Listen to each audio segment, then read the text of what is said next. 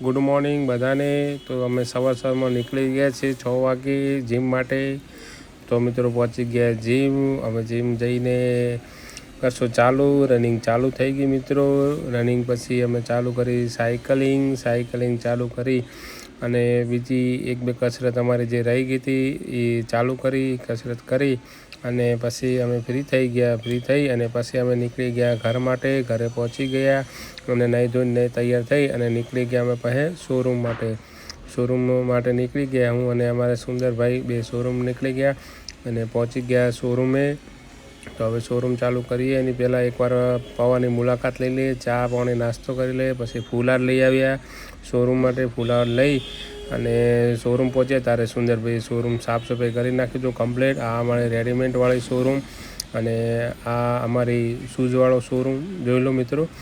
અને પછી બાજુમાં અમારે જે નવો શોરૂમનું કામ ચાલુ છે એનું આજે કામ ચાલુ થઈ ગયું છે। તો તમને આવતા વિડીયોમાં જોવા મળી રહેશે આખો બ્લોગ બરાબર। તો સાંજે પછી અમે પાછા નીકળી ગયા ઘર માટે।